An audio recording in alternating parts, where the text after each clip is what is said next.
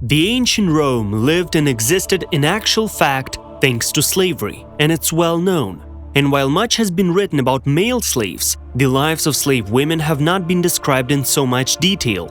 This may be explained by the absence of choice for these female slaves, especially young and beautiful ones, except for one fate alone: to serve their masters. The topic of this episode: slave women in Roman Empire and their lives. You're watching Flip Side of History. Welcome. In the captivity market, a beautiful young slave woman was of great and very high price. According to some reports, the price was as high as 6,000 denarii, which today is approximately the same as 120,000 American dollars. Evidently, young and beautiful girls, which were in reality worth a lot of money, were bought, as a rule, solely for the satisfaction of their owners' sexual desires. For the sake of fairness, it must be said that often not just the owners. The average price of a young slave woman was about 1,000 denarii. One denarius in the Roman Empire, for one example, was the cost of 5 loaves of bread. So there is nothing surprising that, having spent such an astronomical price, the master planned to squeeze the maximum out of his purchase. And here we should make the most important point. A slave in ancient Rome was not considered a human being on the legitimate level. As strange as this may sound nowadays, it is a simple fact. It is known, for example, that the noble Roman Cato the Elder, in an endeavor to get the most out of his slaves, recognized them as being human beings. To repeat, on the judicial level, male slaves and female slaves were not human beings. That is why the relationship between masters and slaves was of the least concern even to the lawful wives. As a principle, any slave woman was constantly abused by her master. The children born into the society joined the army of new slaves, who had no rights or freedoms from the very moment they were born. It is known, for instance, that the Emperor Gordian II had about 20 slave concubines who had given birth to him a total of at least 30 babies. Emperor Augustus, or also known as Octavian, Emperor Claudius, and many more lived openly with slaves in their palaces. For fairness' sake, it must be said that after the emperor's death, his wives pretty often gave slave mistresses liberty, sometimes even lavishing rewards for the services they provided. There are instances when noble Romans actually fell in love with their slaves, providing them with quite comfortable living conditions. By the way, if a Roman was not a senator, he could give his slave her freedom and then marry her on absolutely legal foundations, but such cases still were quite rare. Mainly, when a slave woman outright bored the master, he decided how he could get back the money he had already spent. Perhaps the best option for such a young woman was to go to a Roman bathhouse for services. The baths were not just places of cleansing. The Romans celebrated, talked, and of course had beautiful concubines and slave servants to provide specific services. And it's worth stating that the slaves were often owned by the poorer citizens of Rome as well. Of course, they did not buy slaves of a high class or more beautiful as the noble ones, but the aim of the purchase was usually the same: to satisfy their basic needs. And only those who did not have the financial capacity to buy slaves visited brothels, which in Rome were called lupanaria. Ironically, visiting brothels was even considered almost a requirement for Romans in order to relieve tension and not violate the laws, which flatly forbade associating in terms of violence with representatives of free citizens. Such activities were an inseparable element in the life of the Romans. It was seen as the protection of women from danger.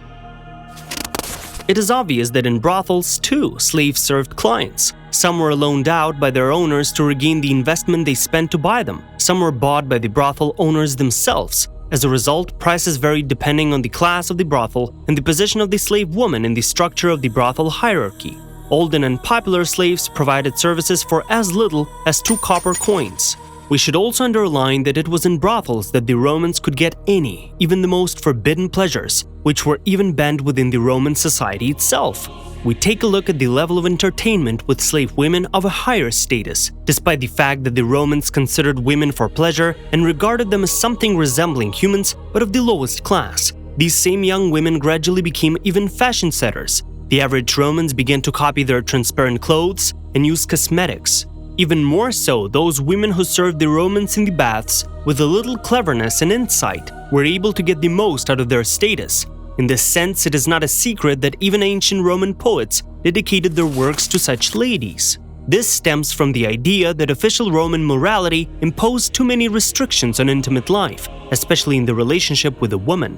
It was assumed that intimacy was necessary only for male satisfaction, and the process itself, despite the seemingly great amount of freedom, was sufficiently strictly regulated. No affection for a woman was allowed in any case. It was considered a sign of loss of masculinity, with all the implications that this involved. Let us remind ourselves that a free Roman woman was forbidden to do a great number of things, while a slave who worked in a pleasure house was allowed to do all sorts of things. No free woman could enter the baths when men were there, for example. Only the slave woman was eligible, and many slaves, realizing quite rapidly that the harsh and tough Roman men without clothing were not so harsh, began to provide those services that men were privately desiring. And this is a historical fact. The senators and noble Romans, brave and stern in ordinary life, entering with their slave, transformed themselves into what they wanted to be deep down in their hearts. In fact, those very slaves, who were not considered full human beings, began to occupy a huge void in the lives of many Romans. They were allowed anything the client wanted. Several found frescoes and scattered recollections let historians conclude that slave women gave their masters or clients what today might even be called a psychological discharge. Thus, no matter who you are in the Senate, in a slave girl's room you are who you wanted to be, at least on occasion. The greatest attraction of these women was the fact that they broke the established regulations. In fact, slaves gave men the possibility of playing a variety of roles. In today's world, based on what we see, this is considered normal, but in those days, again, it was something out of the ordinary and, if known, it would have earned them public stigma. As Aviel wrote, "The most terrible indictment to which a citizen could have been subjected." It is not so difficult to guess that the Romans valued and cherished such slaves and did not give them any offenses.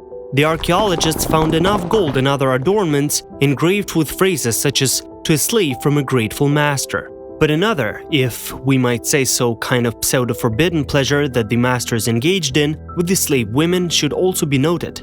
It was plain physical abuse and torture. With the slave, the master could do as he pleased. He had paid for it.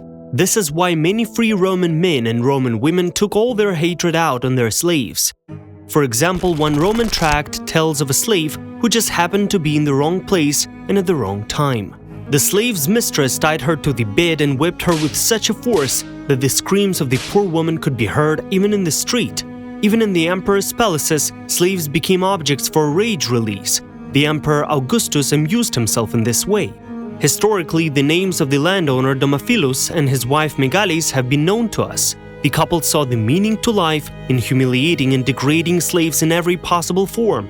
Megales, in general, invented a variety of humiliations and punishments for her servants on a day-to-day basis. When slaves rebelled against it, Megales was first violently tormented and whipped, and then her body was thrown down a cliff.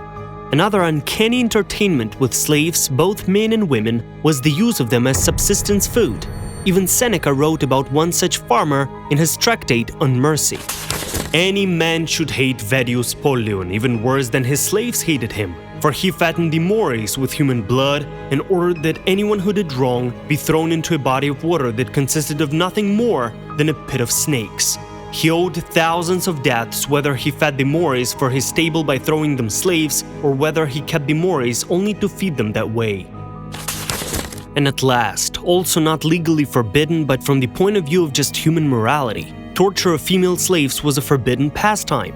Under the Roman law, it was thought that a slave of either gender could only give testimony under torture. A voluntary admission was not even under consideration. There was a case where a slave woman was brutally tortured on the orders of the Emperor Nero to make her confess her plots against Nero. The woman was driven to such a degree that on the second day of torture, she managed to stick her head in the noose, and while the hangman was realizing it, the unfortunate woman had hanged herself. Thank you for watching this episode. Do not hesitate to subscribe, also leave a like and expect new episodes on Flip Side of History channel.